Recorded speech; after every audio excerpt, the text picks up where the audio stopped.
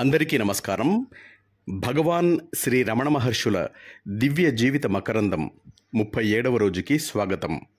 4వ ప్రకరణం సంభాషణలు. సంభాషణలు అనే ఈ 4వ ప్రకరణంలో ఆత్మ అనే అంశంపై పృచ్ఛకులు అడిగిన ప్రశ్నలకు భగవాన్ చెప్పిన సమాధానాల్ని ఇప్పుడు విందాం. భగవాన్, హృదయాన్ని గుర్తించటం ఎలాగా? హృదయాన్ని గుర్తించటానికి రవ్వంత కూడా పరిశ్రమించనక్కర్లేదు. నీవు ఆత్మ కన్నా భిన్నంగా ఉన్నావా? నీవు ఆత్మవే. ఆత్మయే హృదయం. నాకు విషిదం కావటం లేదు గురూజీ. నీవు గాఢ నిద్రలో ఉన్నావు, జాగ్రత్తలోనూ ఉన్నావు. వ్యత్యాసం ప్రపంచం తోచటం, తోచకపోవటం. మనస్సులో ప్రపంచం లేస్తోంది, అణుగుతోంది. ఇలా లేచేది, అణిగేది నిజమైన ఆత్మ కాదు. ఆత్మలోనే మనస్సు పుట్టి పెరిగి లయిస్తోంది. అందువల్లే ఆత్మ అన్నింటికీ మూలం. నీవెవరని ప్రశ్నిస్తే వెంటనే దేహానికి కుడివైపున ఉన్న హృదయస్థానాన్ని చేతితో తట్టి చూపుతూ నేను నేను అంటావు. ఇట్లా అత్యంత సహజంగా హృదయాన్ని ప్రతి వారు చూపుతారు. హృదయాన్ని తెలియని వారెవ్వరూ లేరు. అయితే వ్యక్తులు దుఃఖితులుగా ఉండటానికి కారణం ఏమిటంటే దేహాన్ని, మనస్సును ఆత్మగా భ్రమపడటం వల్లే, అజ్ఞానం వల్లే ఈ భ్రమ కలిగింది. అంచేత అజ్ఞానాన్ని పోగొట్టుకోవటం ఒక్కటే కావాలి. భగవాన్, ఆత్మ మనస్సుకు అందేది కాదు అని చెబుతూనే మనస్సు ద్వారానే ఆత్మను తెలుసుకోవాలని అంటారు కదా. ఇది పరస్పర విరుద్ధంగా లేదా? మరి సమన్వయించేది ఎలాగో చెప్పండి. అలాగే, మనస్సు అంటే సంకల్పాలు. నేను అనేదే ప్రథమ సంకల్పం.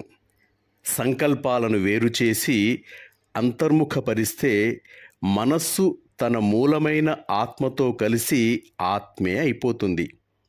కర్త విషయాన్ని అన్వేషించటం లాంటిది కాదిది. ఈ విషయాన్నే ఇక్కడ ముఖ్యంగా గమనించాలి.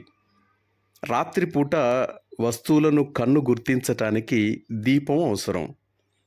సూర్యుడు ప్రకాశిస్తున్నప్పుడు మరి ఆ దీపంతో అవసరం లేదు. వస్తువులు కనబడుతూనే ఉంటాయి. సూర్యుడిని చూడటానికి ఏ దీపమో అక్కర్లేదు. సూర్యుని వైపు కన్ను తిప్పితే చాలు.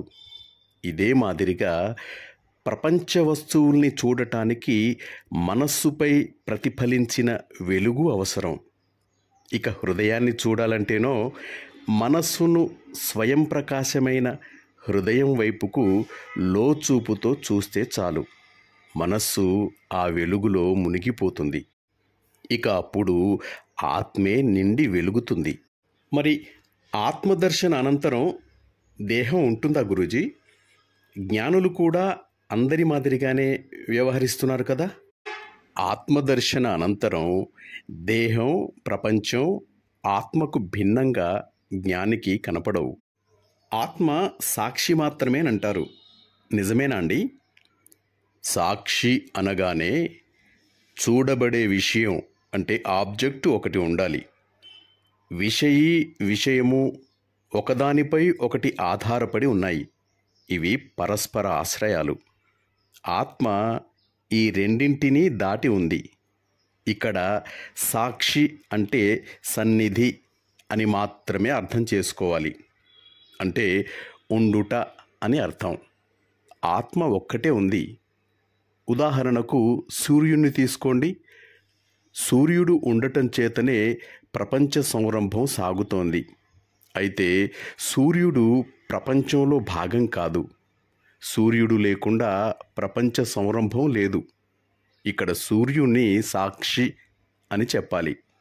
ఆత్మ కూడా ఇంతే. మరి ఆత్మ అంటే ఏమిటి భగవాన్? ఆత్మ ప్రతి వారికి అనుభవమే, కానీ స్పష్టంగా తెలియటం లేదు. నీవు ఉన్నావు కదా. ఉండుట అనేదే ఆత్మ. నేను అనేది భగవంతుని మొదటి నామం. ఈ ఆత్మే భగవంతుడు. ఆత్మను తెలుసుకుంటే భగవంతుణ్ణి తెలుసుకోవచ్చు. నిజమేమిటంటే ఆత్మను విడిచి భగవంతుడు లేడు. మరొక సందేహం భగవాన్, హృదయం పైన ధ్యానం నిలపటం ఎట్లా? ఇక్కడ హృదయం అంటే భౌతికమైన మాంసపిండం కాదు, సాక్షాత్తు పరమాత్మ. ఈ ఆత్మపైనే ధ్యానం నిలపాలి. సర్వులకు నేను అనుభవం ఉంది. ఈ నేను ఎవరు అని ప్రశ్నించుకోవాలి. ఇంతే చేయవలసింది. ఈ హృదయం నుండే సకలము పుట్టుకు వస్తోంది. అందుచేతనే నీవు ప్రపంచాన్ని, శరీరాన్ని చూస్తున్నావు. కనుక ఈ ప్రపంచం నీవు పుట్టుకు వస్తున్న చోటును హృదయం అంటున్నారు. అందుచేత ఈ నీ దృష్టిని అనుసరించి ఈ హృదయం శరీరంలో ఎదురు రొమ్ముకు కుడివైపున ఉందని ఒక కేంద్రాన్ని చూపించవలసి వస్తుంది. నీవు ఆత్మస్థుడవైతే అప్పుడొక కేంద్రం, వైశాల్యం అంటూ ఏమీ లేవు. మరి ఆత్మను వెతకమని చెప్తున్నారు కదా, ఆత్మను గురించిన భావన లేకుండా వెతకటం ఎట్లా సాధ్యం గురూజీ? నేను ఆత్మని వెదకమని అనటం లేదు. నేను నేను అంటున్నారే, ఆ నేను ఎవరో సందేహించమంటున్నాను. ఆ నేను ఎక్కడ పుడుతుందో చూడమంటున్నాను. ఇది ప్రత్యక్ష మార్గం. భావనలతో, పూర్వ నిర్ణయాలతో పని లేదు. ఏ భావమైనా నేను పుట్టిన తర్వాతనే కదా. కనుక సూటిగా నేను ఎక్కడ పుడుతుందో చూడండి. మనస్సును బయటకు పోనీయకుండా లోపలికి తిప్పి నేను పుట్టిన చోటు వెతకండి. అది మీలోనే ఉంది. మరి ఆత్మ నుండి మాయ లేక మిథ్య ఎలా పుట్టుకు వచ్చిందండి? మాయ అసత్యం కాదు. పైగా ఇది ఆత్మ యొక్క క్రియారూపం. ఇదే నామరూపాలను కల్పిస్తోంది. భిన్నత్వాలన్నీ దీని కల్పనే. ఒకడు మరొకరిని చూచి అతడు తనకంటే వేరు అని తలుస్తాడు. తను ఏకత్వాన్ని గమనించలేడు. ఇదే మాయ యొక్క ఇంద్రజాలం. మన దృష్టిని బయట నుండి లోపలికి తిప్పిన క్షణాన్నే ఈ మాయ అదృశ్యమై ఆత్మ యొక్క ఏకత్వం అనుభవమవుతుంది. మరి మాయ అంటే ఏమిటి గురూజీ? మాయ ఎవరికో ముందుగా విచారించండి. అప్పుడే మాయ అదృశ్యమవుతుంది. సహజంగా ప్రతివారు మాయను గురించి తెలుసుకోవాలని కుతూహలపడతారు. అంతేకాని మాయ ఎవరికి అని కించిత్తైనా శోధించటానికి ఉన్ముఖులు కారు. అదే అవివేకం. మాయ నీకు అన్యంగా, ఊహకు అందనిదిగా ఉంది. నీవు ముందుగా నీవెవరో తెలుసుకోవడానికి ప్రయత్నించు. ఊహకందని మాయను తెలుసుకోవటానికై కాలాన్ని, శక్తిని వ్యర్థపరుస్తావెందుకు? ఒకసారి ఒక ఫ్రెంచ్ దేశీయుడు 3 రోజుల నుండి మాయ అంటే ఏమిటి అని భగవాన్ను ప్రశ్నిస్తూనే ఉన్నాడు. భగవాన్ మాట్లాడటం లేదు. అతను విసిగిపోయి, ఈ స్వామికి చెప్పటం ఇష్టం లేదు కాబోలు అని ఆ ఫ్రెంచ్ దేశీయుడు తన ప్రయత్నాన్ని విరమించుకున్నాడు. ఆ రోజు ప్రసిద్ధ తత్వవేత్త శ్రీ రాధాకృష్ణన్ గారు కూడా వచ్చారు.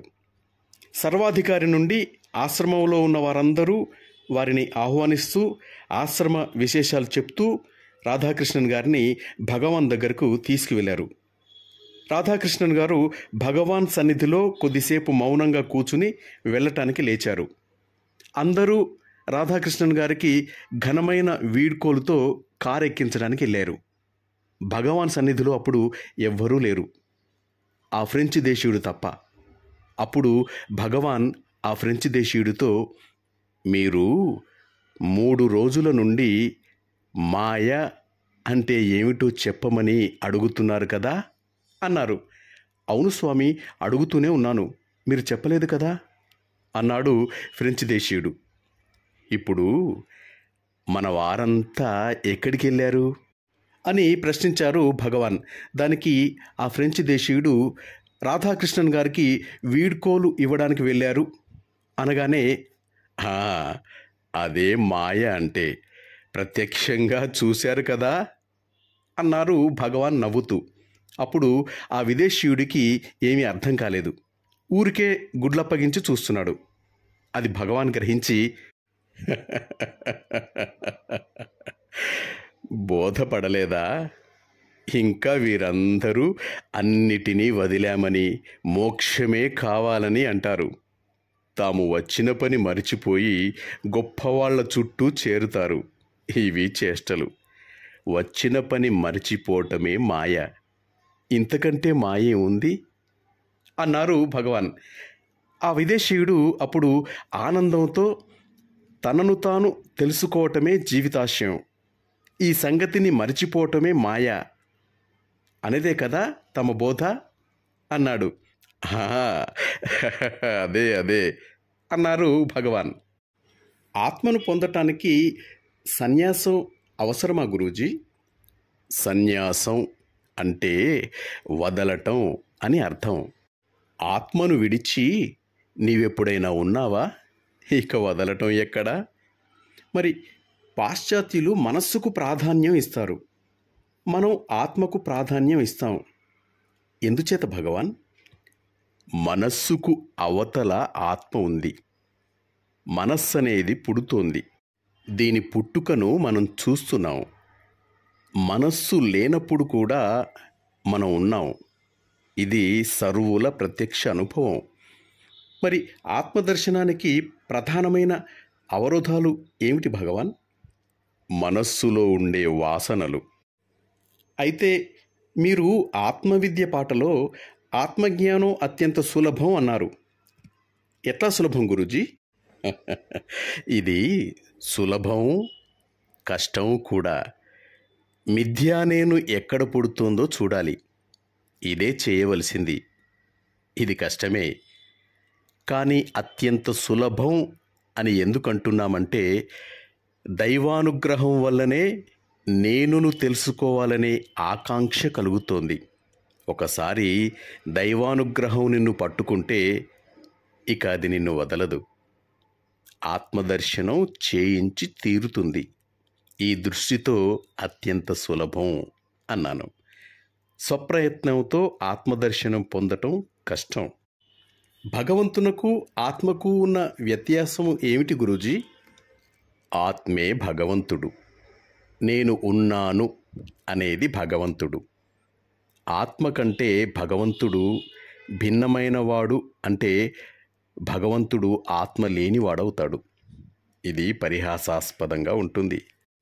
మాస్టర్స్, తర్వాతి భాగాన్ని రేపు విందాం. సెలవు తీసుకుంటూ మీ నవీన్, వరంగల్.